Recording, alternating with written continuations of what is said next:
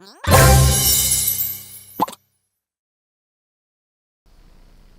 name's Nick. I'm going to talk about versatility in casual games.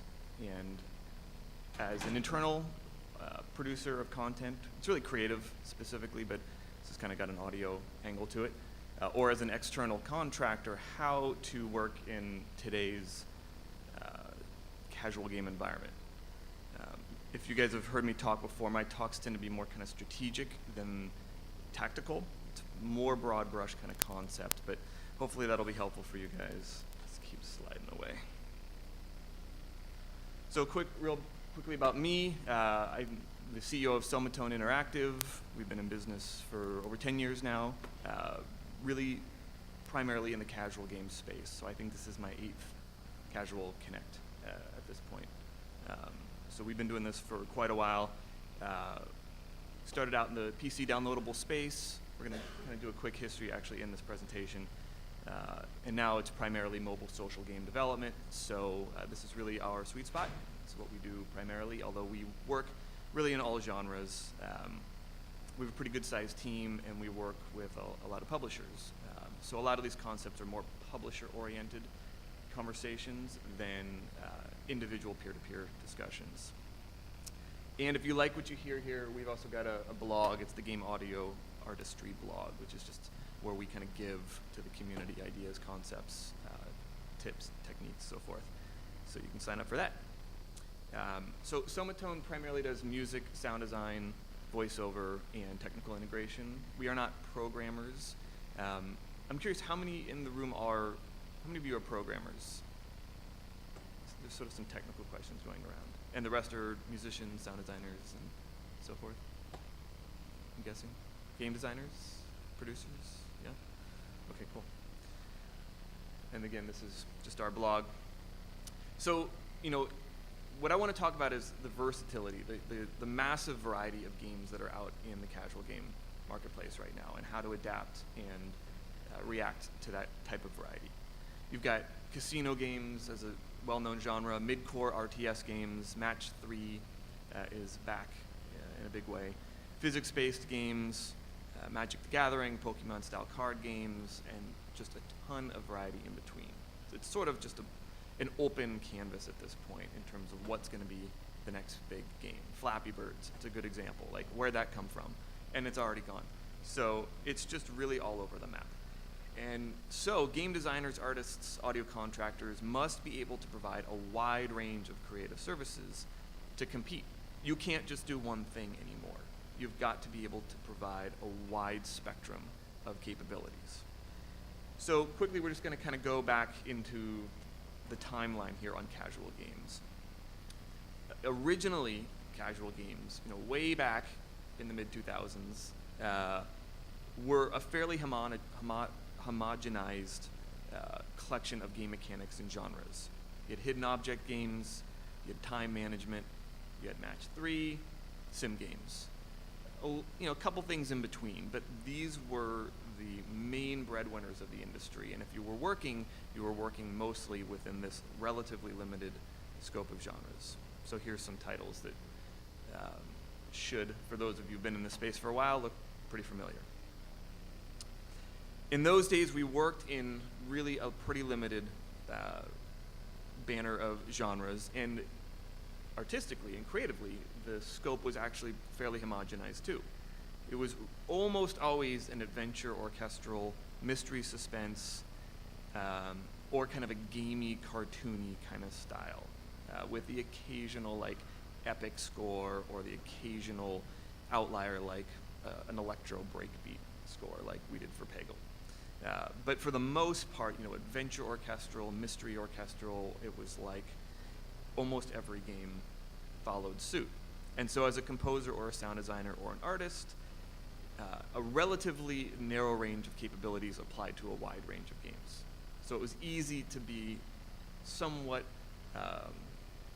focused as a creative person, but still have many projects to apply that to. The market was new and it was growing, and most people were following suit from the leading publishers who were defining these genres. Then that evolved a bit into the early 2010s, where Facebook came along, the social game revolution came along. You had Zynga and Playdom as the real leading players, but Wooga was there. There was others as well. But you still had a relatively consistent pool of genres. You were still working in more or less the same game types. It was just now applied to a new technology, to Facebook and to social media hooks and freemium style payment structures. But the creative diversity was still relatively narrow. And if you look back on here and you see how many Vil games there are, you can go through, this is 2010, and here's 2011, and it's, you've got a pretty narrow range of game types here that are dominating the industry, and so everybody was following suit.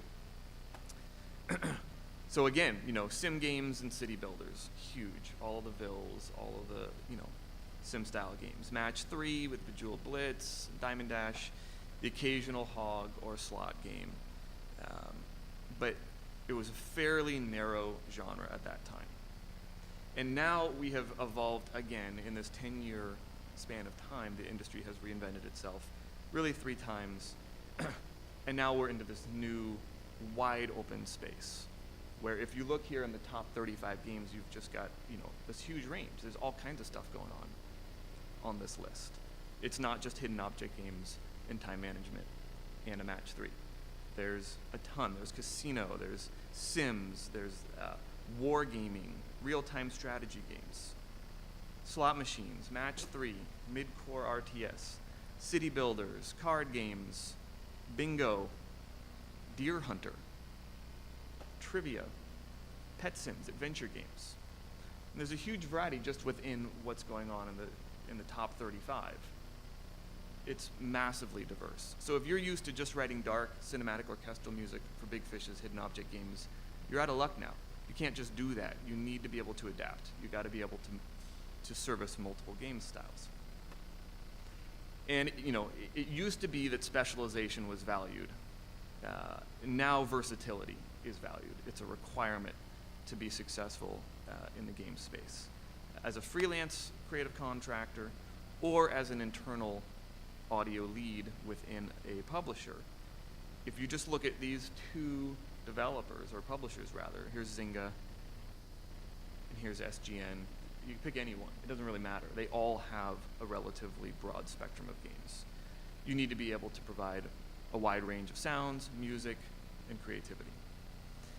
So how have we done this? How has SomaTone excelled at providing audio content for such a diverse range of clients? Game genres and creative requirements. And it's really the 2 main strategies that we've implemented that I want to talk about. One is creative leadership through a process called temping. This is something hopefully you guys know, but I'm going to kind of drill down the importance here. And changing our billing structure from the old way to a new way, which has been very helpful for focusing on quality rather than just scope. So what is temping and why is it so crucial? Temping is the process by which we lead the creative discussion through the use of pre-existing music and sounds to define the mood, the tempo, the orchestration, the musical genre, the energy and color, the emotional state, thematic density. Essentially, the full creative discussion is encapsulated inside of the temping process. So here's one quick example I'm just going to walk you through. This is for a game we worked on. It's called Matchup. It's published by Big Fish. It was 4 mini games kind of packaged into a quick kind of tournament style template. And so we provide a few samples. Now, let me just back up. These are all cues that we sourced from anywhere. It does not matter the source because no one's going to use this material. This is just used to give to the client. This is work we do. We take these captures, we skin them with audio, we send them back in order to offer suggestions and to get feedback and a reaction from what is working or not working for the client. So this is the second option.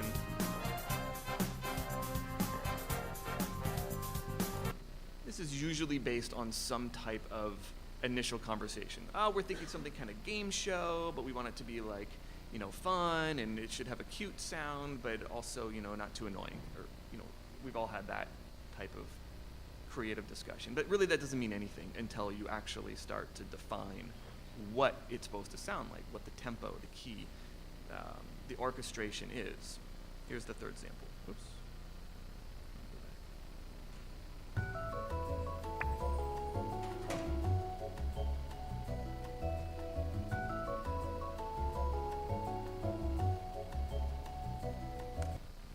So by using a variety of pre-existing music tracks, and this is fairly straightforward. There are plenty of examples where we will be throwing hip hop and rock and jazz and fusions of any and all of those combinations at the client to see what sticks. Not 3 different kind of versions of kind of game show music, but much wider spectrum. But you would also include your own ideas, not just what they've asked for, but something that you think they might actually get excited by. And from these discussions, you're able to extract from them, as a composer, as a creative person, the tempo, the key, the texture, the thematic presence, mood, style that they are reacting positively to. And from here, we simply borrow these elements of the approved tracks and combine them into our own unique piece. We will, what's the tempo they're responding to? Okay, got it. What key are they responding to? What's the instrument of the main melody that they really liked? What are the supporting tracks? What's the progression like? What's the arrangement? How dense or complex is the production? If you take these little nuggets from all these different tracks and you put them together, you now can create music in almost any style by just following what worked well in the tracks that you used as a sample. And so then you end up with the main track.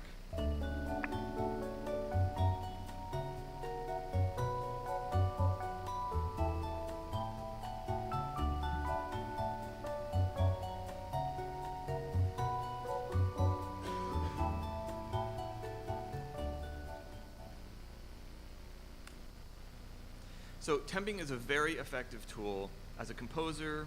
You can do this with sound design. You can do it with art. This is what, if you work in the art realm as well, everything starts with a style board. Everything starts with a mood board of different concepts. This is essentially a concept art stage of development, but applied to audio. And once a track or two has been selected within a discussion, you just kind of extract the critical parts. Even if you're just a traditionally classically trained composer and you are using elements of hip hop or rock or genres that aren't familiar, by critical listening, you should be able to extract the parts that are working from the style that they're enjoying and apply them to your own unique production. So you don't have to just work in an orchestral genre if that's where you're comfortable. You can use temping as kind of a cheat to create music in other styles. So part 2 is the fixed bid model, which is a real problem in the industry right now. And this is something that we've discovered has worked really well. Mobile game development is a live process. This is not development as it used to be for shipped boxed content. When you made a boxed game, you would outline the whole scope, you would get it greenlit, and you'd make that game with a few tweaks along the way. Mobile games now it's a live process. It's tuned and tweaked and changed and redesigned continuously as analytics come in and as data comes in from their testing. So where a game starts at pre-production and where it ends can oftentimes be night and day, can change radically. So how do you, as an audio contractor, come in without trying to fit all of the audio in the last 2 weeks when they finally lock down the scope and style? How do you get started earlier? How do you get involved in the pre-production when you don't even know what the scope is going to be? You don't know how much music or how many sound effects or which sound effects are going to be needed at the time when you really should start working on the game.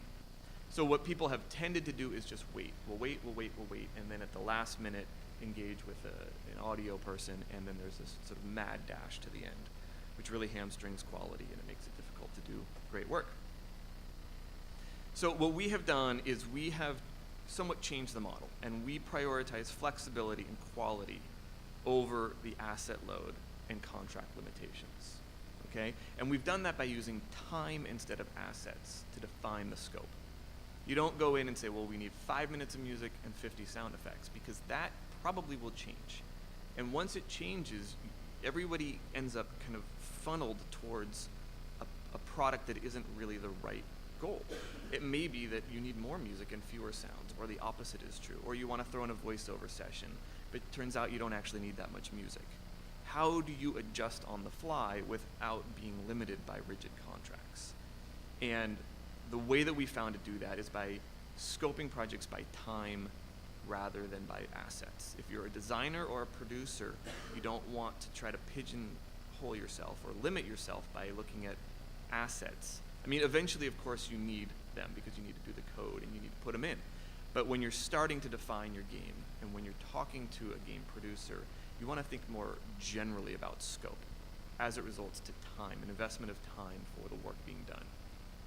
Because once you're in a time currency, you can switch, you can change easily between sound effects and music. It doesn't matter, it's still just time. It's how much time are you spending on the project. So you want to look at a macro scope of work and then kind of deconstruct it down into time-based units rather than actual asset-based units, and create a scope of work based on that unit value. That will allow you to start much earlier in the project, because you can get started when you just have a bank of time to work in with pre-production. What's the main theme in the 5 key sound effects? Let's do the UI since that's ready. And move in parallel with development, spending your time rather than waiting to the end to jump in and try to get everything done. So, in summary, by temping, as part of the pre-production process, you open yourself up to a limitless palette of possibilities. You don't want to go in and just start writing dark cinematic orchestral music the way that you've used to when the palette of art and mechanics and demographics has changed so hugely. This will allow you to work on nearly any genre of game rather than just the sweet spot of what you have traditionally been comfortable working within. And then you want to use time rather than assets to define your scope. So you can adapt to the game, or you can react to the game, and you put the priority on the quality of the product, not the asset list. Both of these will allow you to embrace diversity and flourish as a content creator, be it casino games, match 3, RTS, whatever the style.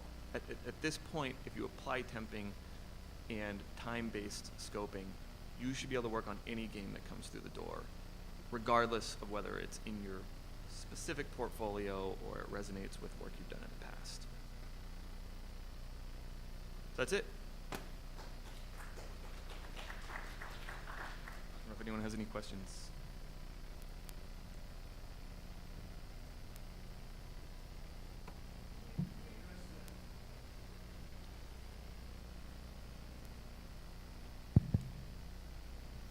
Can you address how you go about iterating on design? So let's say you provide some samples and the developer selects selects one of the samples to go with, and then something changes within the game and they want to change it. Can you describe the back and forth process and how that works? Yeah, I mean, there's a sort of a gray line there, which is more of a technicality. So in the pre-production discussion, we really work the temping process to get buy-in or commitment from the developer. So if we send them a bunch of stuff and we don't get anything positive back, we love this. This is great, you know, number 2 is perfect, but we kind of like the melody of number 3. Great, okay. At that point, you can really proceed. If you send something and they kind of go, well, it's sort of right, we're not really sure, we kind of liked 2, but maybe more like 4, you do another round of temping. It's really worth it to spend that extra hour up front and give them another batch and get them and just in terms of running a business as a creative person, you can't waste your time guessing.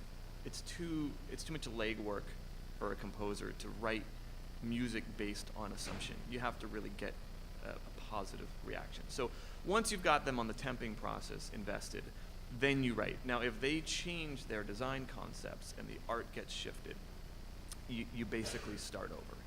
In our world, that's new work.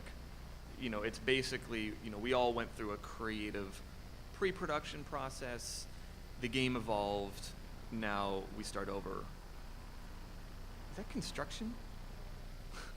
We start over in that new creative discussion.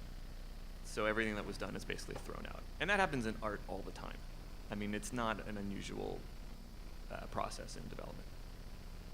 Sure.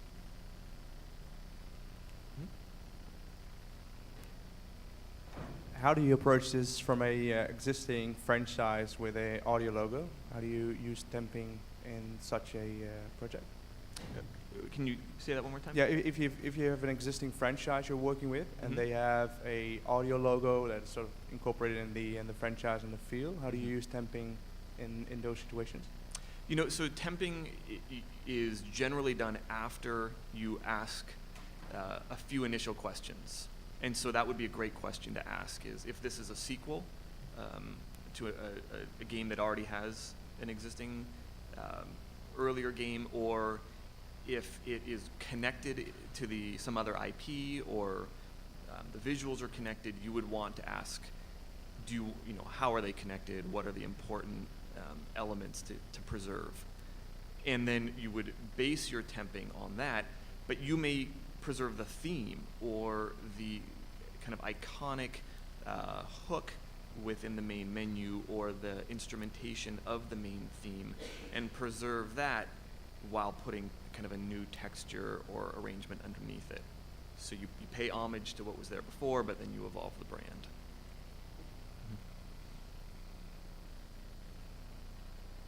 Okay, great. Well, thanks.